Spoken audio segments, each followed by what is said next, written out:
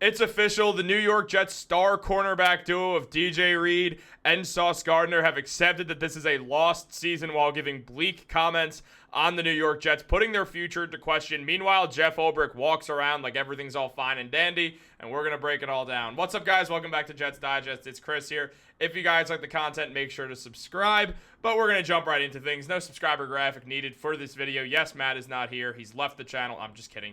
He'll be back in the next video. But jumping right into things, obviously this has been a lost season for the New York Jets, and DJ Reed, who's an impending free agent, has essentially said that he is not coming back. There's no way DJ Reed re-signs. Along with having to re-sign Ahmad Sauce Gardner, the New York Jets will not be able to bring DJ Reed back, as Reed is in the prime of his career and probably wants to play winning football somewhere, and he just clearly does not believe the New York Jets have a winning atmosphere. As he broke down just the Jets' rough start and rough end and rough everything of this season, saying about the Jets' massive loss to the Bills, it comes down to complimentary football, bro. We're playing a high-powered offense. Josh Allen is the MVP, runner-up, whatever, a great player. We got to get it going. On offense, on special teams, you keep having our defense go out there. Eventually, they're going to do something good. We're playing a high-powered offense. So, yes, defense, we need to be better, but we got to play complementary football. DJ Reed essentially is saying right here that nothing good is going on with the Jets. He's just putting it in nicer words, specifically saying the offense isn't doing enough for them, and he's right. And that's been the case all three of DJ Reed's seasons with the New York Jets, whether it's the two with Zach Wilson or the one with Aaron Rodgers. Things did not go well with this season on the Jets offense. They hit 30 points one time in a meaningless win. I mean, it's just been such a bummer of a season that we don't need to keep harping on the fact that the season sucked. But DJ Reed's comments do show a lot. It shows a winner. The man played for the 49ers. He played for the Seahawks. The man has played on winning teams. He's been to the playoffs before. He knows how to win football games, and he plays on a team that's just completely and structurally incompetent, and he's calling them out for it. And that doesn't start... It doesn't end with Woody Johnson. It starts with Woody Johnson, but it doesn't end there. Jeff Ulbrich has been an incompetent head coach who has absolutely no semblance of an idea how to call out a player or basically say anything negative about anyone whatsoever. He's terrified of calling anyone out. He's failed to build a culture. Robert Saleh failed to build a culture. And now the New York Jets, despite having a top 3 roster when it comes to talent. I mean, even Aaron Rodgers has had one of the best statistical years of any Jets quarterback in history. It doesn't matter. The Jets didn't have a culture and they didn't have a team bond. Devontae Adams mentioned it. Aaron Rodgers has called it out. Anyone who's played winning football anywhere has basically said the Jets don't have a bond. They don't have this team bond that other teams have. And it's led to them not winning. And that starts with the coaching. The coaching has been abysmal. Woody Johnson hanging over everyone's heads has not been easy on anyone. The fact that a teenager makes decisions has not been having a good effect on anyone. And the New York Jets just understand, these players get, especially these guys who have been on other higher class organizations, that going to the New York Jets has been sucky because there is no culture build. And Jeff Ulbrich needs to do that. And he's got one game left as the Jets head coach. He won't be head coaching them. I mean, he might get an interview for next season, but I really don't see the Jets hiring Ulbrich. They'll probably make some sort of flashy move. I really still would not be shocked at Rex Ryan. I wouldn't be shocked at Aaron Glenn.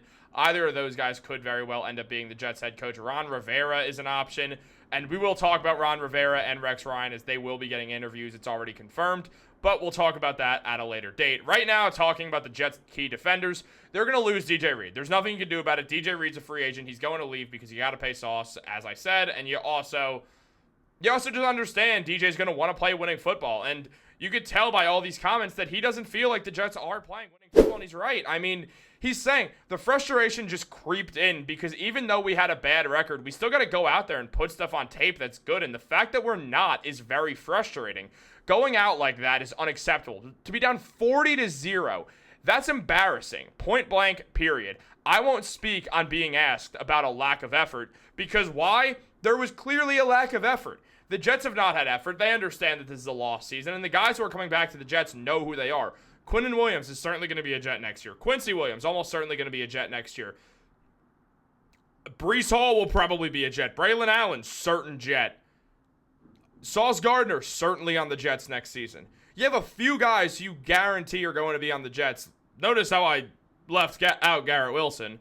But Garrett Wilson's also given comments that it sounds like he wants to come back and he still wants to be able to help the Jets win, which shout out to Wilson. He's done more than enough in these 3 years that if he wants to go, the Jets should grant his wish.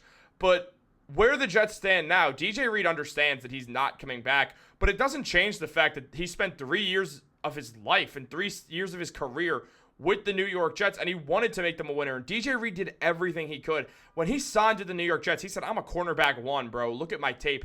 And he was absolutely right. And he's going to get paid like a mid-tier quarterback 1, which he is. Sometimes he's looked like a high-tier cornerback 1. He's going to get paid by someone who can afford that and needs a cornerback. And good for DJ Reed. He deserves it. The problem with the New York Jets is they are going to have to replace him, which is going to be difficult. They might draft a cornerback in the draft. I could see it being possible. There's so many defensive stars in the draft. I'd love if they did. I really don't want them to draft any of these quarterbacks. Though we do have a video actually coming out on that in like an hour or two after I drop this one, honestly. But on top of that, the New York Jets have now just put themselves in a position where everything that could have went wrong this season. DJ Reed was most likely going to leave regardless. It's not like the Jets playing bad is the final nail in the coffin. DJ Reed was going to get paid by someone else because the Jets were going to allocate money elsewhere because of paying Sauce Gardner. So you look at that and you understand that since they're going to have to pay Sauce very soon, they are just going to let DJ Reed sort of walk and allocate that money for their salary elsewhere. Now, a lot of things remain unclear, such as the future of Aaron Rodgers, the future of Davante Adams, which totally hinges on Aaron Rodgers, the future of Garrett Wilson. A lot of things are up in the air. And once more of these questions get answered, we'll know more about what the Jets are going to look like next season. But here's the thing. Regardless of what was going to happen, someone was going to pay DJ Reed big money, and he's going to go out there, and he's going to deserve it. Now, on the topic of Sauce Gardner, he will be with the Jets next year. And he raised some comments because someone told him, tell T. Higgins to come sign with the Jets. And he said, I will not be telling him that. And a lot of people got up in arms like Sauce is going to leave. That's not the case. He's saying that because Garrett Wilson and Davante Adams are here. Sauce himself posted on Instagram saying, we have Tay and G. Why the hell would T. Higgins ever come here? Which he's absolutely right. T. Higgins would not go to the Jets and be a third-string wide receiver. First of all, they're 4-12. And second of all, why would he be not a third-string wide receiver, but be the wide receiver 3? Why would T. Higgins do that? He's way better than that. He is in a good situation with the Bengals. The offense is great. Joe Burrow's his quarterback. He's loving the time with Joe Burrow. They've been great together since T. Higgins first stepped onto the field. So that's not going to happen. The Bengals are probably going to pay T, and if they don't, someone else is going to pay T. Higgins that needs him for more than a wide receiver 3 role. Now, yes, there's always the world where both Garrett Wilson and Davante Adams are no longer Jets next year. I really do think Garrett Wilson's going to be on the Jets. I could just see him requesting a trade because he wants to get paid big money, and he wants to win football at the same time. And since Garrett is a winning psychopath, he might just decide to ask for a trade, but we've talked about that enough. Look, Sauce Gardner also spoke on the New York Jets, and he seemed as dejected as the rest of them, saying, we can't be playing as a team. We're probably just individuals. Sorry, I can't read. You comments are right. Last year and the year before that, we had a roster not as talented as this roster, but we found ways to beat the Bills. We found ways to win. So what's stopping that now with a more talented roster? Well, the question is simple, Mr. Sauce Gardner. Or the answer is simple, Mr. Sauce Gardner. I need Matt here, clearly. Look, there's a simple answer to this question. Not DJ Reed. It's this guy. It's this guy right here. It's that guy. It's the fact that you had a head coach. And no, he wasn't a great head coach. But you were 2-3. You were 1 game out of first place. And you fired him for no reason at all. Because Greg Zuerlein missed kicks. That's what happened, Sauce. That is exactly what happened. The New York Jets have 4 wins on the season. They had 2 wins in 5 games. Is that good? No. Could they have bounced back from that? Absolutely. They were 1 game under. Did they? No. Why? Because they fired their head coach 5 games in. That is what happened. That is exactly what happened. And Jeff Ulbrich is not a good head coach. Jeff Ulbrich wants to be everyone's best friend. And that does not work, as made evidently clear by no one more than Jeff Ulbrich himself, who had this to say at Hassan Reddick, saying that Hassan Reddick is one of the most unselfish players I've ever been around. Jeff, have you been around people? Like anyone? Have you been around anyone ever? Or did you and Hassan get locked in a room together for the first entirety of your life? What do you mean Hassan Reddick's one of the most unselfish people ever? If he was unselfish, he would have suited up for the Jets in week 1. When he got traded there. But no, he didn't show up to practice. He defrauded an old folks home or something. His dad sent goons somewhere, or he sent goons somewhere, and then I talked trash to him on NBA 2K. Dude, Hassan Reddick is not unselfish. He's not. No one who holds out is unselfish.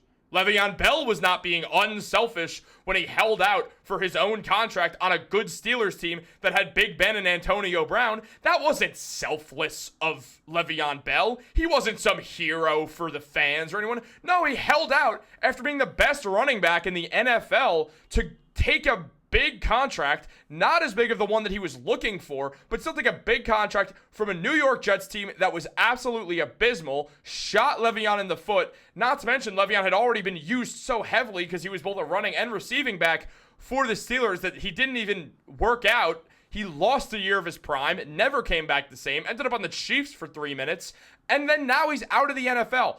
Being selfish doesn't really work out. Hassan Reddick knows that, based off the other guys who have held out. What did Hassan Reddick do? He held out. That's not selflessness. Jeff Ulbrich knows that's not selflessness. Why did Jeff Ulbrich say that? Because he didn't want to ruffle any feathers. Why did Jeff Ulbrich not want to ruffle any feathers? Because it doesn't matter to Jeff. He's not going to be the head coach after next week. Maybe he'll still be the defensive coordinator, but I highly doubt it. I mean, there's just no way around it. Jeff Ulbrich is not... He's not a good coach. He's a liar. He's saying stuff that nobody wants to hear. There's no point in saying what Jeff Ulbrich said here. I mean, even look at guys like Sauce Gardner and Garrett Wilson.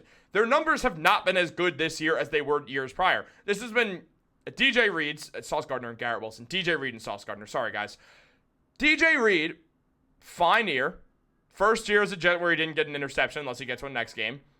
Least tackles in a single season with the New York Jets. Worst year of his Jets career. Sauce Gardner, All-Pro, Pro Bowler, All-Pro first team, mind you, twice. Pro Bowler this year. Obviously, the Pro Bowl voting hasn't come out yet, but he'll make it, most likely. But absolutely half the passes deflected that he had in his rookie year. And yes, that was phenomenal. One interception this year, which was a nice interception, don't get me wrong. But again, not as good of a year by Sauce Gardner at all. And why? Because he looks dejected. Why? Because Jeff Ulbrich is not a good head coach. That is why. That is evidently clear why it is. And the New York Jets, they should never have hired him as a head coach. He was a good defensive coordinator, not a good head coach. All this goes back to Robert Saleh getting fired. And Robert Saleh would have probably said the same thing about everyone because he didn't like ruffling feathers either, which is very weird considering how electric that guy was, or eccentric, but whatever. It is what it is. There's nothing to do about it now. I do think the New York Jets have ways to be good next season, and I think it involves bringing back Rodgers and Davante Adams, but that is a topic for another video. They're not bringing back DJ Reed. They can't afford him, and DJ's not going to want to come back. Meanwhile, Sauce Gardner will still be here next year, and he will lead the defense. You still have Quinnen Williams. You still have Quincy Williams. You have some pieces. You go out and draft a defense. You keep your starters on offense for the most part. They should be better next season with a real head coach. I honestly do believe that. Maybe I'm just sipping the Kool-Aid. I don't know. Let me know what you guys think down below. Like this video, subscribe, turn on post notifications. Have a great day. Go Jets.